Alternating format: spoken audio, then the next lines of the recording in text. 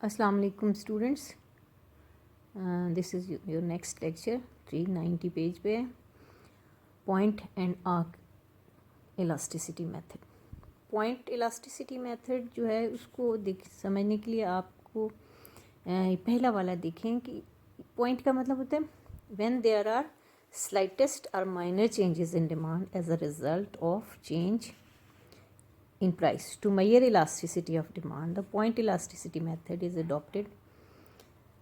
Because of such changes, the 2 points on demand curve are so close to each other that the separate identity does not exist. Therefore, the measurement of elasticity of demand on the demand curve is known as point elasticity of demand. This is the definition of point elasticity. ठीक है, this is the definition. अब point elasticity को major करने के लिए हम सादा arithmetic method लगाते हैं, मैथमेटिकल मेथड लगाते हैं और ज्योमेट्रिक मेथड लगाते हैं। जो मैथमेटिकल मेथड है वो मैं आपको मैथमेटिकल इकोनॉमिक्स जब हम पढ़ेंगे तो उस वक्त हम इधर आके पलट कर इसको आके दोबारा कर लेंगे। इस पर देखिए मैंने लिखा है डेफर्ड, ओके 391 पे ये है मैथमेटिकल मेथड, इसको मैंने डेफर किया है। जब हम मैथमेटिकल पोर्शन पढ़ेंगे तब हम इसको आकर देखेंगे तो आपको फ़ौरन ही समझ आ जाएगा, आसान होगा बहुत। अभी इस पर टाइम ज़ाया होगा, पहले भी we are short of lecture. अब सिंपल और formal arithmetic method to measure the point elasticity.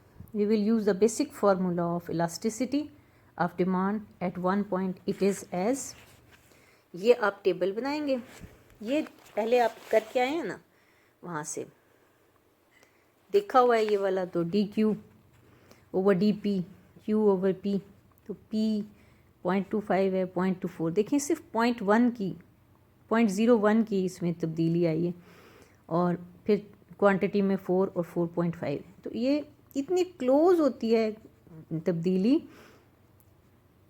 Price में और क्वांटिटी डिमांडेड में कि यहाँ पॉइंट इलास्टिसिटी आप मालूम कर सकते हैं। डी क्यू यानी चेंज इन क्वांटिटी 4 माइनस 4.1, तो आपके पास 0.1 आ जाएगी माइनस 0.1।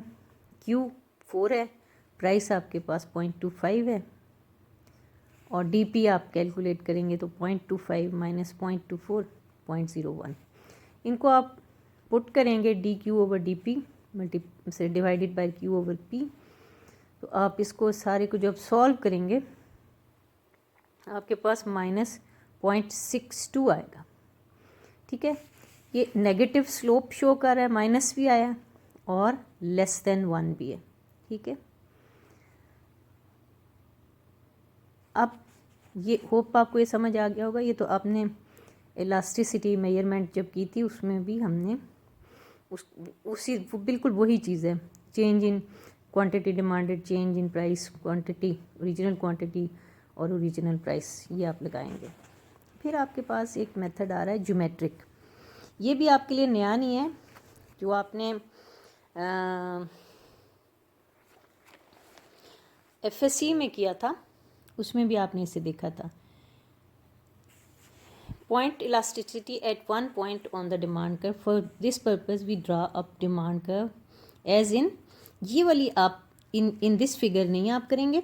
ठीक है, आपने क्या करना है कि ये वाला जो पेज नंबर 393 पर फिगर नंबर 18 आ रही है इसको, और वहाँ से आपने वो सारा पूरा पेज जो है ये वाला स्किप कर जाना है, इसको नहीं आप करें। ठीक है, ये उन्होंने बिला वजह लेंथ दी हुई है और ये शॉर्ट क्वेश्चन बनता है और आपने जवाब में वही छोटा सा शुरू में लिखना है कि ज्योमेट्रिक मेथड में हम क्या करेंगे, और आप उसके बाद ये वाली डायग्राम बनाएंगे, एक स्ट्रेट लाइन डिमांड कर्व बनाएंगे। इस पर डी पर आप लिखेंगे E is less than 1, C is equal to 1, B पर इलास्टिसिटी इज़ ग्रेटर देन 1। अब आप इसको थोड़ा सा एक्सप्लेन कर देंगे। सी पे क्योंकि आप लिखेंगे ये जो लिखा हुआ ना, it means that P is equal to function of Q, then elasticity of demand is obtained by dividing the lower part by the upper part, ठीक है, lower part by the upper part. Following method को इस्तेमाल करते, इसी method को इस्तेमाल करते हुए आप सी पर अगर आप निकालना चाहते हैं तो आपके पास ई जी, ये देखिए quantity E G divided by O G, ठीक है, दोनों बराबर हैं बिल्कुल, ओ जी और ई जी बराबर हैं, इस वजह से आपके पास इलास्टिसिटी 1 आ गई। फिर आप जब इस पर देखते हैं तो E F divided by O F, ये वाला पोर्शन डिवाइडेड बाय ये वाला पोर्शन, तो नीचे बड़ी डिनोमिनेटर बड़ा आपके पास आ गया है, तो आप जिससे आप तकसीम कर रहे हैं वो बड़ा है, तो उसका मतलब है कि आपके पास क्वांटिटी छोटी आएगी, लेस देन 1 आएगी। फिर इलास्टिसिटी एट पॉइंट बी आपके पास बड़ा है लोअर पार्ट, और जो ये E H divided by O H, तो ये वाला हिस्सा बड़ा है, ठीक है, लोअर पार्ट, और ये छोटा है, तो आपके पास एक ग्रेटर देन 1 आ जाए। ये इतना ही सिर्फ आपका है, यानी कि जो आपने 391 पे इसका थोड़ा सा इंट्रोडक्शन देखा है, फिर आपने कहना है कि हम इस तरह बनाते हैं, और इस पर आपने यहाँ तक इतना इसको बता देना है, यहाँ से लेकर ये उसमें ऐड कर देना है, ठीक है, यहाँ से, sorry it is getting blur, ठीक हो गया, यहाँ से ये आपके पास आ गए। अब आपके पास नया टॉपिक आ रहा है arc elasticity. Students you must remember कि सारे शॉर्ट क्वेश्चन के हैं, ठीक है, 2-2 नंबर का ये सवाल है, आपने डेफिनेशन लिखनी है, जल्दी से डायग्राम बनाएं और इस तरह फटाफट लिख दें, थोड़ी सी एक्सप्लेनेशन लिखें। आर्क इलास्टिसिटी आप देखिए, when there are big changes in price and quantity demanded, 2 distinct points come into being on the demand का। जब बड़ी तब्दीली आती है प्राइस में, तो बड़ी तब्दीली आती है क्वांटिटी डिमांडेड में। आई रिपीट, जब बड़ी बिग चेंज आती है प्राइस में और क्वांटिटी डिमांडेड में, तो उस वक्त आर्क इलास्टिसिटी आप कैलकुलेट करते हैं। अब the measurement of elasticity demand 2 points on the demand curve is called arc elasticity of demand. A separate formula has been presented to measure the elasticity of demand. यहाँ तक इसका intro है, ठीक है, ये इसका इंट्रोडक्शन हो गया, यही इसकी डेफिनेशन होगी, सही होगी बात। अब आपने क्या करना है कि आप नेक्स्ट पेज पे जाएंगे और यहाँ से आप इसको लिखेंगे।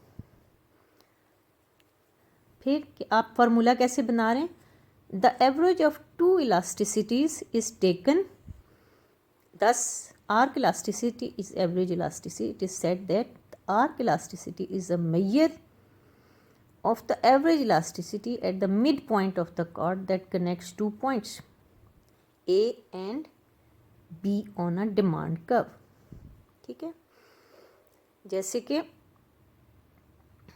ये डायग्राम है ना, इसमें ए और बी के दरमियान वो कैलकुलेट करना चाह रहे हैं, ठीक है, आप इस डायग्राम को बना दें, ये सारा ये वाला ना लिखें, सिर्फ ये डायग्राम बनाएं, इधर प्राइस रखें, इधर क्वांटिटी डिमांडेड लिखें, डी ए बी डी, ये डिमांड कर्व है ना आपका, इसके ऊपर 2 पॉइंट्स हैं, इनके दरमियान आपने कहें कि हम कैलकुलेट करेंगे, और फिर नीचे आपने ये फार्मूला लिखना है। Arc elasticity formula is E is equal to Q1 minus Q2, Q1 plus Q2, P1 minus P2, P1 plus P2। अब आप सारी यहाँ पर ये जो आपके पास टेबल है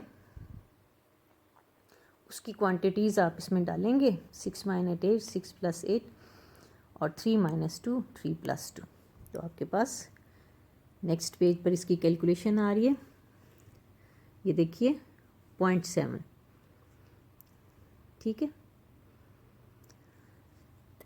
इन्होंने इसको चेक किया हुआ इस तरह कि अगर इस टेबल को हम, मेरा नहीं ख्याल कि हमें इसको इधर ही इसको रोक दें, दैट्स इनफ, क्योंकि ये 2 मार्क्स में इतना ही आपसे लिखा जाएगा। अब आपके पास आ जाते हैं, ये आपने ये दोनों जो टॉपिक्स हैं जो छोटे छोटे आए हैं, ये इसमें एडिशन के तौर पे हैं और ये नहीं आने का कभी चांस होता, तो आप इसको देखें। फिर आपके पास आ रहे हैं determinants of elasticity of demand. ये है जी 396 पेज पे, ठीक है। Goods having more substitute it's demand will be more elastic. जिसके बहुत सब्सटीट्यूट होंगे तो आपकी उसकी प्राइस में थोड़ी बहुत भी आगे पीछे करेंगे तो फ़ौरन उसकी डिमांड, क्वांटिटी डिमांडेड फॉल करेगी या राइज करेगी। The good concern with luxuries are more elastic, यानी टीवी की कीमत बढ़ेगी तो उसकी डिमांड काफ़ी गिर जाएगी। और जो नेसेसिटीज़ हैं जैसे आटा, चीनी वगैरह, उनकी प्राइसेस कितनी भी बढ़ जाएं पेट्रोल की, वो लोग लेते ही हैं, वो लेस इलास्टिक होती हैं। The good which can be put to many uses its demand is more elastic.